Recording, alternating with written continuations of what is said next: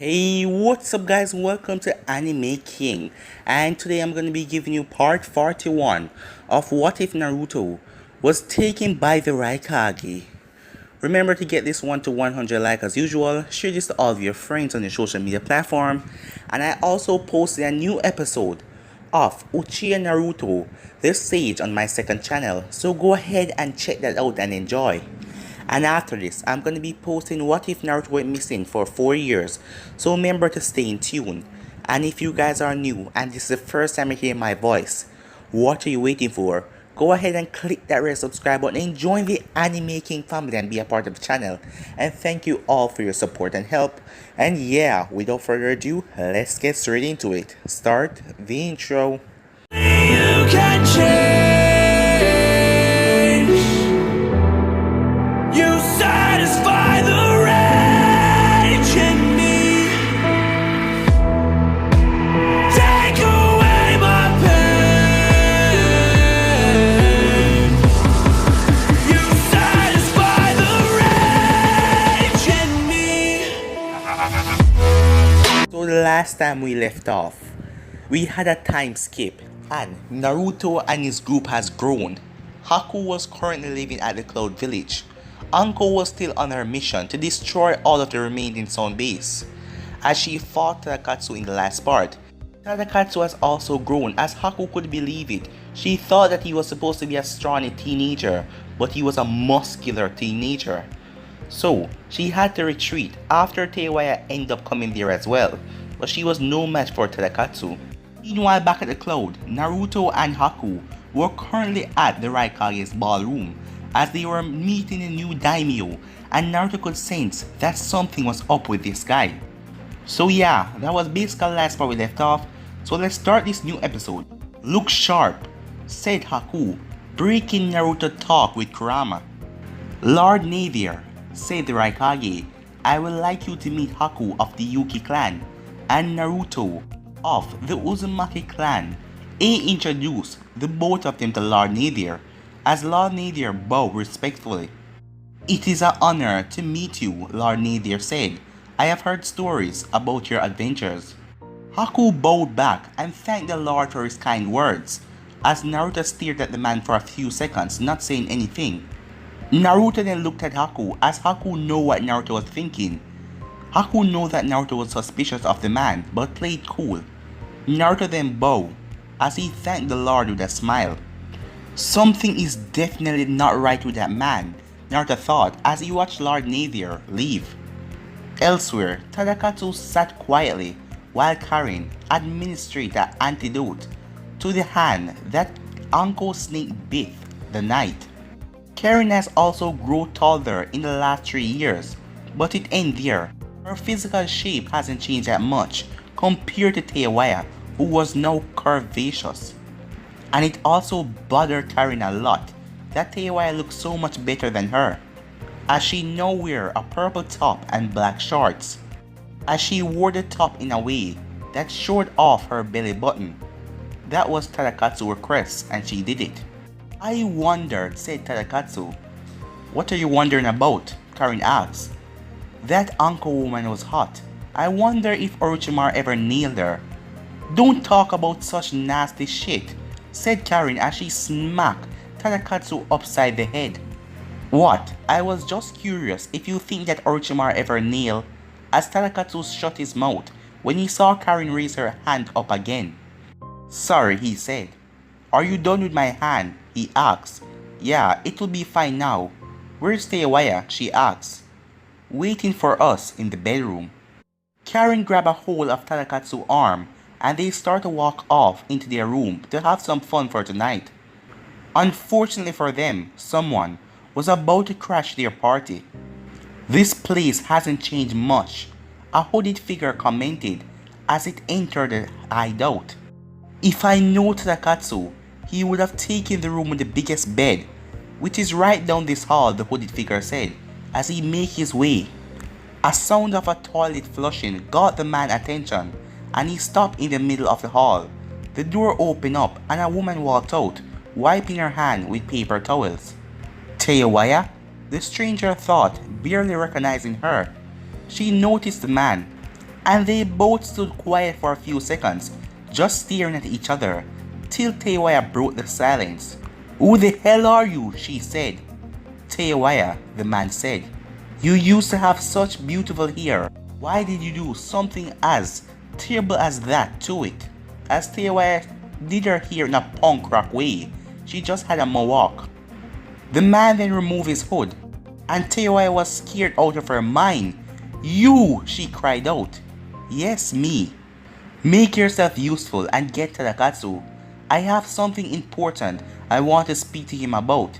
It involves you, so hurry up if you want to live." Teiwaya's body was covered in black marks everywhere, the curse mark, and she got into a fighting stance. "Screw you, Orochimaru," she said, as she jumped down and came at him with an axe kick. But it was easily avoided.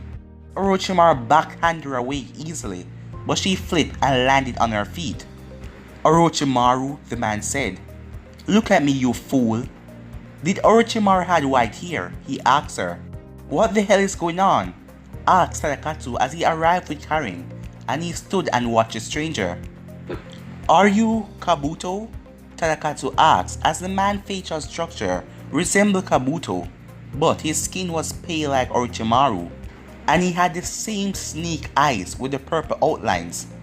"Hello, Tadakatsu. We have a problem," said Orochimaru.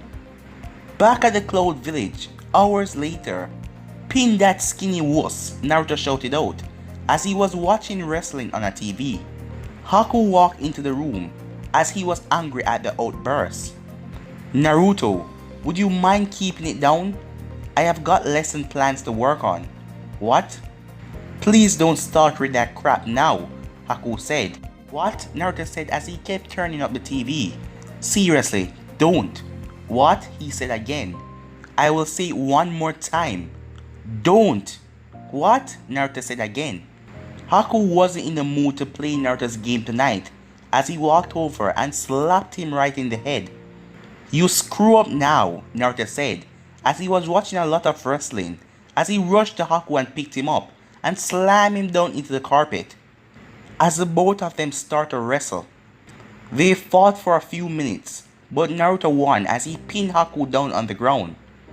"Who is the king of the castle?" Naruto asked.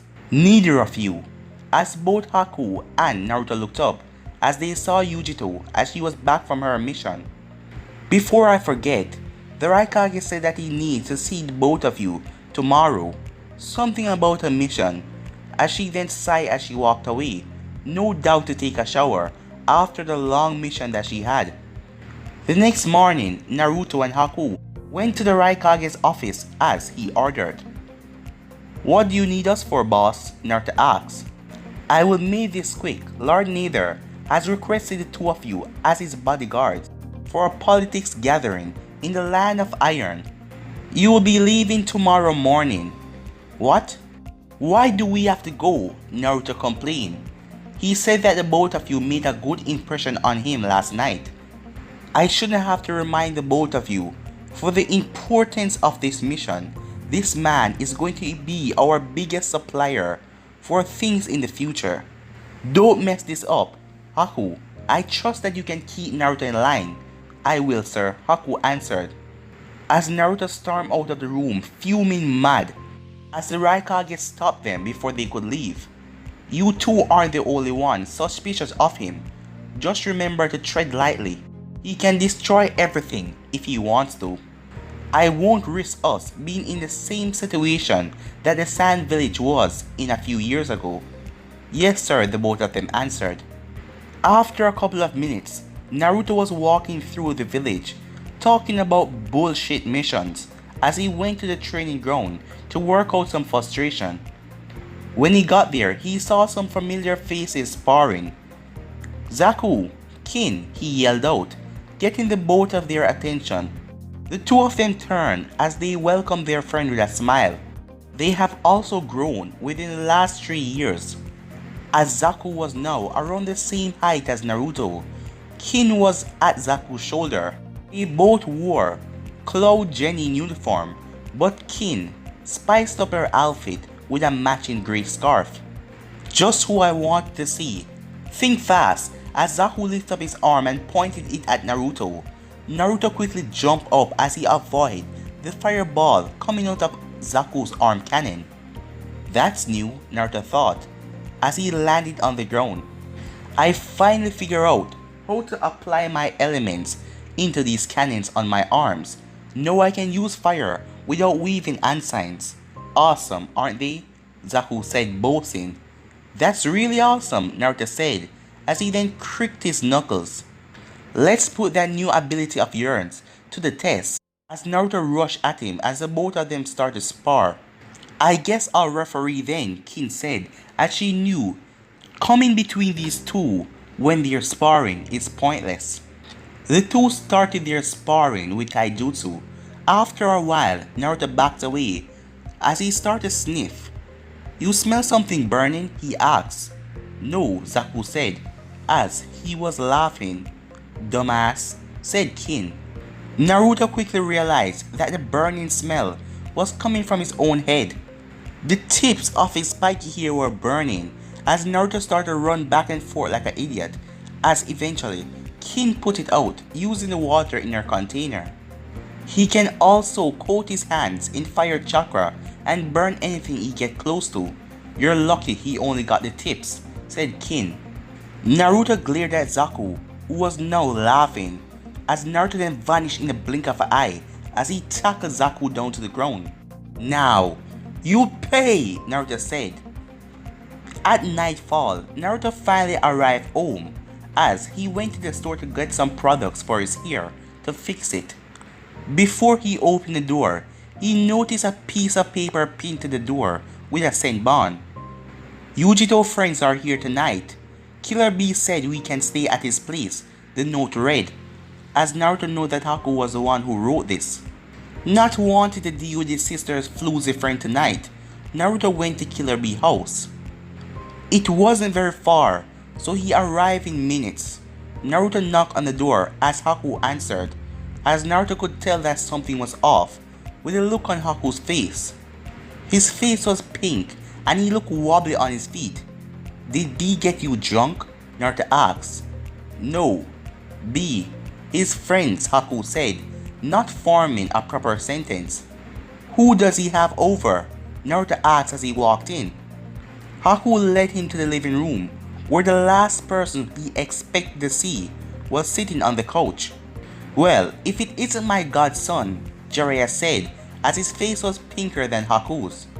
Killer Bee passed out on the floor in front of him, with an empty bottle of sake in his hand. What the hell? Naruto shouted. Meanwhile, back in the Leaf Village, currently at the Hokage's office. The reason I called you two in here today is because there is going to be a gathering at the Land of Iron, and the feudal lord need two Chunins as bodyguards. Hey, my eyes are up here, Missy, said Tsunade. Oh, sorry, said Tenten. The reason I call you both, because the feudal lord asked for you personally, as she looked over at Sasuke, who nodded. And the reason why you're his partner, oh I know, because you acknowledge me as the best kunoichi, Tenten said, blurting it out. Yes, said Tsunade. I promise I won't let you down, Lady Tsunade, said Tenten. Meet the feudal lord at the gate in the early morning. You two are dismissed. Tenten ran out of the office in top speed as Sasuke stayed behind, and Tsunade had a good reason why. The reason I chose her, because the only other available Chunin is Lee, and this mission is too important for the both of you to be arguing and talking about who's the best. We only did that once, said Sasuke, and I also want to ask, why Chunin instead of Jonin? The feudal lords always agree on what level of security they're supposed to bring before any gathering. This year, they agreed on Chunin. The bastard probably didn't want to pay for Jonin this year, Tsunade said in her head. Well, if that is all, you should head home. Didn't you have a dinner date with Sakura tonight? Tsunade asked. She mentioned something about cooking you something special. Damn it, Sasuke said, as he hated when Sakura cooked. Back with Tadakatsu, So let me get this straight, as he was currently sitting behind the decks. Taewaya was sitting to the right of the edge of the decks and Karin was sitting at the other side, pouring a cup of tea. You found Orochimaru in a weakened state and you let him live? Tadakatsu screamed at Kabuto. As Kabuto wiped off his face as some spit came out of Tadakatsu's mouth when he screamed a while ago. I assure you, I have every intent of killing him when I am done with my Sei's training. However, I underestimate the speed of his recovery, and about 2 months ago he escaped. 2 damn months? Blurted out Taewaya. Yes, the White Snake Sage forbid me to go after him until I completed my training. Before then, I would have been no match for him. But, you are now? Karin asked as she sipped some tea. Kabuto just smiled. Sadly, I fear my power still won't be enough to finish him. That is the reason I came here seeking your assistance. Well, that is one of the reasons. One of the reasons? Asked Tadakatsu. Yes, the other reason is her, as Kabuto pointed at Taewaya as she shivered under his gaze. What the hell you say? You aren't taking my woman, said Tadakatsu. I have no intention of stealing your woman. At least not that one, Kabuto added in his mind. There is a secret purpose of the curse mark you must know. Inside of every curse mark, there is a secret that can revive Orochimaru. If we don't remove it, then finding and killing Orochimaru will mean absolutely nothing. Only by removing the last 2 curse marks in the world and killing Orochimaru will the world finally be rid of him. Wait, how do you know that there are only 2 left in the world? Orochimaru may have placed more since he escaped, Karin asked. Don't worry, every time Orochimaru jumped in a new body, he would have to take a small amount of Jugo's blood before he had to place the curse marks. Jugo? Why is he so important? Karin asked. Orochimaru invented the curse mark by combining his chakra with Jugo unstable DNA. Well damn, I'm glad I kept that crazy guy close when I took over, Tadakatsu said. Where are you keeping Jugo now? Kabuto asked. He's locked up in a special cell downstairs. He's a lot harder to control now that Kimimaro is dead, but the big guy still be useful, I thought, so I kept him around. You thought right, said Kabuto. You said we will need to remove this curse mark. Do you know of a safe way how? Tadakatsu asked, clearly worried about Taewaya. Yes, Orochimaru defied the process in case one of his underlings with the mark grew powerful enough to rival him. A bit of fair warning though, it will be painful. I like it painful, Taewaya said before standing up. I want to get it over with now. Get that disgusting bastard chakra out of me. As you wish. Kabuto's hand started to glow green as he tapped Taewaya on the forehead. She was instantly unconscious and Tadakatsu had to stand up and caught her. Take her to the lab, Tadakatsu. And Karin, I would be grateful if you assist me, Kabuto said. The next morning, Naruto woke up to a light kick in the side from Jiraiya. Get up. I have something serious to tell you. As Jiraiya walked into B's kitchen, and Naruto stood up from his spot on the floor and followed him. Naruto then sat between Haku and B at the kitchen table. Haku looked like hell, a side effect of the heavy drinking he did the night before. If B was sick, he wasn't showing it, and probably because he's a Jinchuriki, he probably had an easier time with the liquor. Jiraiya was mixing up a thing, but as soon as Naruto sat down, he started to talk. Okay, I have already told B all of this, but you and your sister need to know as well, he said to Naruto. There is currently an organization out there. They call themselves the Akatsuki, and they're planning on extracting all 9 tailed the Jews from their hosts. As Jiraiya went silent for a few seconds, giving Naruto time to take that all in. He expected Naruto to get angry. As he saw Naruto's hand shaking, he was right. How many? How many have they got so far? Naruto asked. 2. The first was a runaway from the Mist Village. He contained the six-tailed beast. The second was a girl from the Waterfall Village who contained the seven tails. What were their names? Naruto asked. The girl name was Fu. And guys, I don't remember the man name, but the six-tailed Jinchuriki the slug. If you guys know it, go ahead and comment down below and tell me. Back to the story. I got to go clear my head. You guys go tell sis and the Raikage what is going on. Naruto got up as he stormed off, as Haku wanted to go after him, but Jiraiya placed a hand on his shoulder. Drink this, it will clear your hangover, as Haku was curious as a bubbling pink thing, but he drank it anyway. About 5 seconds later, he was at the toilet, vomiting out everything. As some more seconds, he was cursing Jiraiya for making him drink such a foul poison. But at least his hangover were cured, like what Jiraiya said. Naruto went to the only place that he could be alone, as he blew off some steam. As he looked around the destroyed landscape and remembered the first time he practiced the full-tailed beast state with his sis. Naruto, said Kurama, you know that there is a great chance that the man who removed me from your mother and ordered me to destroy the Leaf Village is behind this. I know the masked man that is responsible for the death of my parents and drove you mad with the Sharingan, the cause of everything that has gone wrong in my life. What will you do if you meet him? Kurama asks.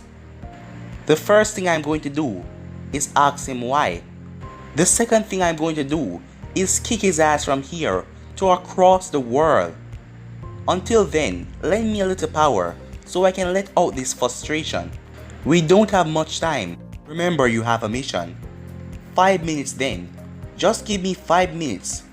4 minutes later, there was a shock wave going through the village as it knocked over an empty mug that was sitting on the Raikage's decks. That was probably Naruto expressing himself, said Haku. But guys, I'm going to be ending this episode right here. If you want to see the next part of this, you already know what to do. Like, subscribe, comment down below, and turn on that bell notifications they posted. Remember, share to all of your friends on your social media platform. But for now, I'm out. Peace.